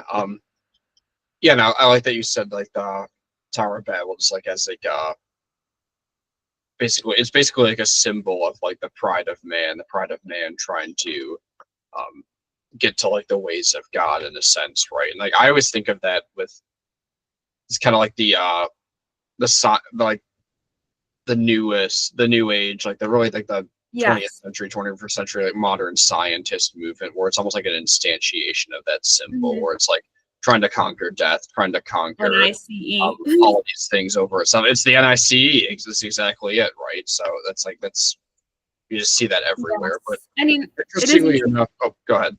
You continue. Oh no, I was gonna like shift to a different dimension of the Tower of Babel. If you had more on that, please go. Oh, I was just gonna say that. I was just gonna say, like, basically, I think he kind of sees tyranny too as it's like a twisting and a perversion, like, of God's role in a sense. Like, God is ultimately his point, like Milton's point. I think for the poem, he argues God is not a tyrant, but rather like he rules justly. But anyone who tries to take his place is a tyrant because they're taking a place that isn't theirs. Yep, I think that's definitely accurate. Yeah, another dimension to this is just like a connection to Milton's like philosophy of education and his prose writing. So in lines 52 to 62, he says, "Obstruct heaven's towers, and in derision sets upon their tongues a various spirit to raise, quite out their native language, and instead to sow a jangling noise of words unknown. Forthwith a hideous gabble rises loud among the builders. Each to other calls, not understood, till hoarse and all in rage, as mocked they storm. Great laughter was in heaven, and looking down to see the hubbub strange, and hear the din, thus was the building left, ridiculous, and the word confusion named." I'm going to tie this in here because this is related to Milton's philosophy of education and how he believes we should order education in a way. So in his 1644 Treatise of Education, he has this to say, interestingly enough. "The end, then, of learning is to repair the ruins of our first parents by regaining to know God aright, and out of that knowledge to love him, to imitate him, to be like him, as we may the nearest, by possessing our souls of true virtue, which, being united to the heavenly grace of faith, makes up the highest perfection." And interestingly enough, later on in the Treatise of Education, he talks about language learning, and he talks about which languages. Basically, he's like, we're only going to live like, most of us are only going to live like 60 to 70-ish years, and we only really have this span of life where we can be properly educated, especially as youths, like when we have the most time and energy to be educated. So he asserts forward that basically we should learn languages in accordance with what's the most valuable to learn. So to Milton, what was the most valuable languages to learn? I mean, obviously the vernacular, so for him that'd be English, but then Greek and Latin because of access to the classics. And like with Latin, of course, you have the medieval West, Greek, you have the medieval East as an extension of that as well. But also Hebrew, because with Hebrew you can read the Old Testament, and to Milton that was foundational to his education as well, just as the classics were. So there's a sense where like a lot of our education has to be focused on like learning languages because of the Tower of Babel, right? It's like now we have to spend a ton of time like just being able to read, and like we live in a unique time where we can just order books online, and there's like a bunch of different translations that have been done even in the past like 50 years or so. But that wasn't always the case, right? And even in that sense, translations are they're good imitations, but they're not the proper substance of the author's thoughts, right? And their actual work, their actual art. So for Milton, like language learning is the learning like those core languages is really important to him for education. And there's an aspect of that's true to the philosophy of education, where it's like because of Babel, like we have to labor and toil hard just to be able to understand other great thinkers. Mm-hmm. And that ties in with like the philosophy of education there. Yeah. It would be a strange world if there was just one language. Mm-hmm. It would be, right? Be kind of nice though in a way. It I guess would for like be. linguists and philologists out there, they're like, no, I love this work. Like this is great. I get to spend my life doing this. But I mean, man, if I could just like skip the language learning parts and just focus on the other stuff, that'd be great sometimes, if I'm being honest. I feel the same way. I mean, I like language. I probably would have liked it more if I would have started doing it when I was like 20 instead of like 28 or however old I was when I started. But nevertheless, like it's still a lot of labor and work. Yeah. I mean, We have to do it yeah. though, because then we can't focus. We can't learn certain texts properly. But because we do it, we have to sacrifice. There's an opportunity cost, like in economics, Yes. where the best possible thing that you could do instead of this has to be sacrificed. And so like we have to sacrifice more time reading great literature, like pondering theology, learning mathematics and natural science, and reading the Bible and spending time with loved ones to learn languages, because it's part of our education, because of Babel. Like the languages are scattered, they're dispersed outward. Yeah.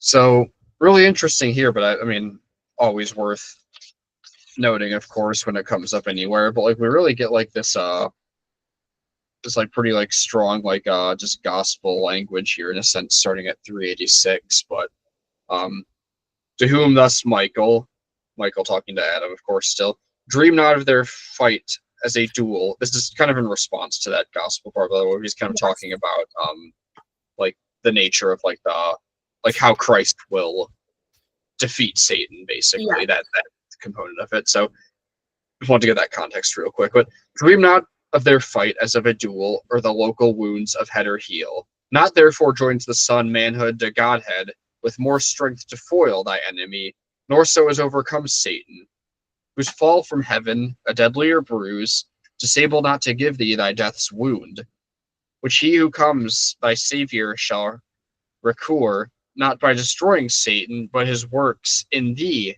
is thy seed.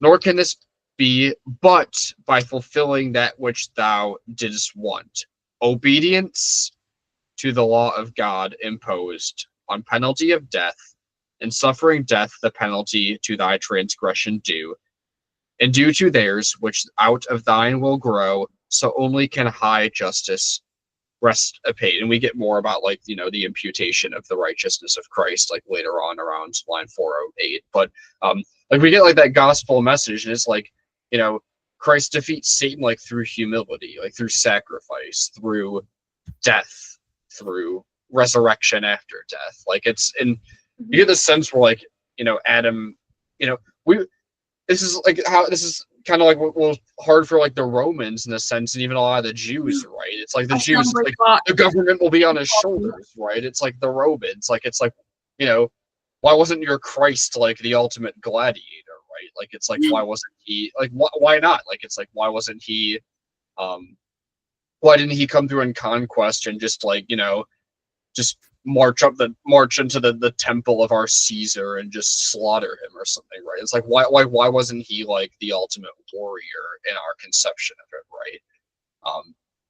And I mean, Chesterton talked a lot about like believing in Christianity because the strangeness of Christianity actually makes it really compellingly true in a way. And it's like there is a sense where it's like what other like religion or worldview would you have it where like at one point God becomes a baby, and at one point God dies by allowing man to kill him and crucify him, right? Like there's something to that where it's like something so bizarre in a sense that like you could like that like it couldn't be made by man. It's a plan that like God would have to make, right? I think there's actually a compelling like apologetics argument in that.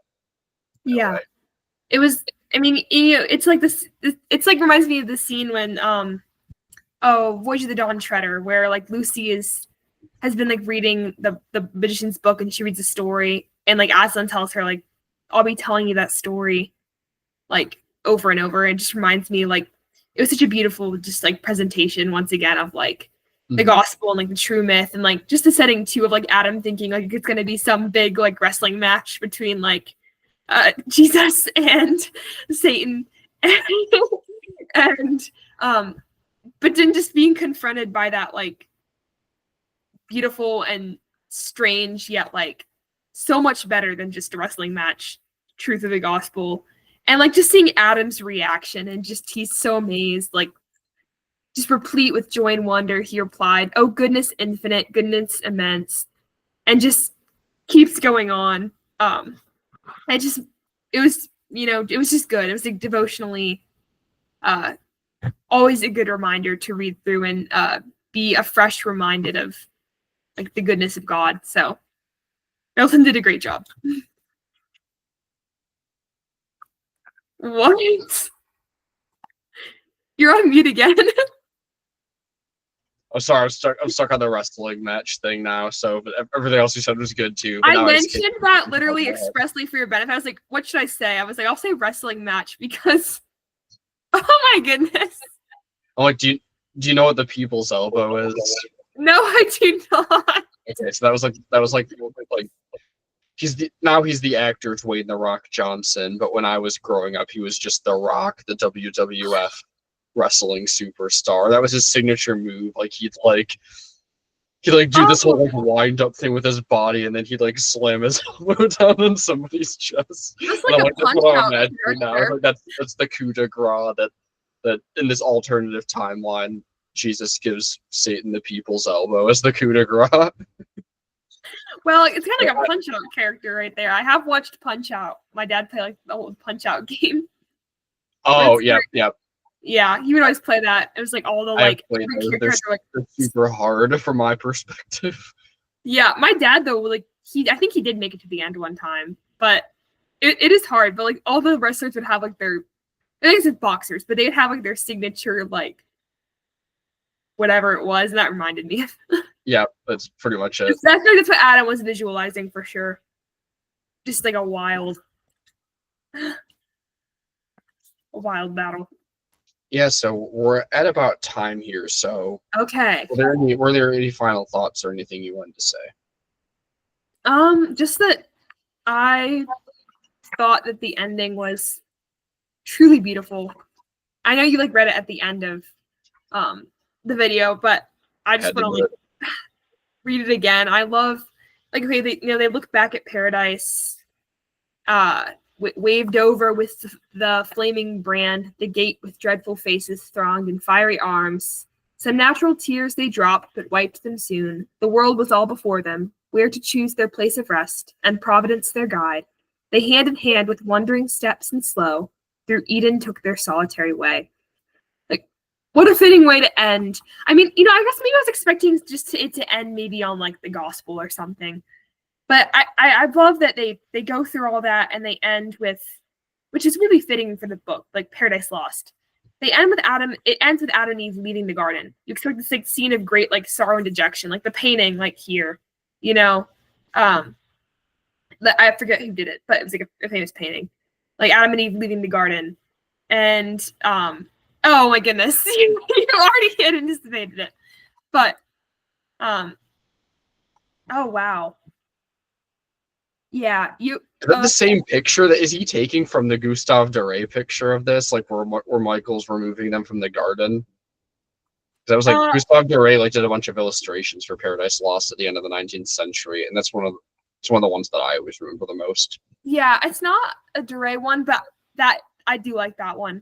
But you know, it's not the image you expect. Like he almost kind of convolutes it because you had this like amazing message at the end, And so he does end with what you'd expect for this book, which is Adam and Eve walking out of the garden. It should be the scene of just despair, but yet they walk hand in hand, so they're kind of like unified together again. I mean, obviously not perfectly, and they are heading out into the future, and there's a sense of hope despite all that awaits them, and this trust in providence. Basically, they cry some, but then they wipe their tears quickly and go hand in hand into the future. There's something so hopeful about that. He kind of like convolutes what you expect. You expect to get to tragedy, like, oh, they're gonna like walk out weeping and gnashing teeth and sorrow. But because of what he's just done in the last 2 books, he's able to, it almost like turns into a comedy in a way, but it's still a tragedy because it's Paradise Lost. It's not Paradise Regained yet, but it's kind of foreshadowing to that. So I love the hope, the way it ends with this hope and expectation without being like a false happiness. Oh, everything's going to be okay now. Yeah, no, it's very real and grounded and honest. I mean, it's a tragic comedy, right? Like, yes. It's a Shakespearean kind of invention for sure in a way, but like you can have the tragedy comedy as a Christian because like in the Christian worldview, like life is a tragic comedy. It's like we know that like because of original sin, life is tragic. Because of Christ, life is a comedy. Yeah, it's like it's just true, right? That's why you see that structure in the Christian epic. I think it's like, and Dante did that in his own way, right? Very differently than Milton or even those elements in Shakespeare, but it's all there. And yeah, like hope is that, I think it's almost like that new established motif in the final books of Paradise Lost. It's like, even though horrible things are happened and told to Adam, and it's like these are going to happen to your descendants, and it is horrible, there's hope even in the midst of that. And in some sense, like Paradise Lost is like it's a book of hope, right? Yes. There's a message of hope there. So yeah, I think very fitting end there for sure. Yeah, it was definitely, it was truly a great book. Truly is a great book, and I know that I've been like every week. It's definitely changed the way I see things, or just shaped me, maybe in ways I don't even realize fully. But I was definitely sad to finish it. But now I'm like, okay, it's time to like, I'm ready to like reread it at some point. Probably not right now. I don't have time to do that right now, but at some point soon. Yeah, I get that. It's a beautiful story. I love, I mean, there's always things, you can nitpick about any work of art and disagree with maybe some things Milton does here and there. I think by and large, it's truly remarkable what he does in Paradise Lost. And yeah. Yeah, absolutely. Pretty brilliant. Yeah. We're going to end the recording there, so I'll just say my final note here. So this is the end of the discussion on books 10, 11, and 12. Those are the last books of the poem. Therefore, this is the end of the discussions for the class. So I just want to thank especially Hannah and Chase, who have been with me on these discussions, and anybody else who listens to them and who has purchased this course and who has got onto this. I really appreciate it and I'm very thankful. And I hope it has been a blessing to you overall. So thank you, everybody. And that's our wrap for now.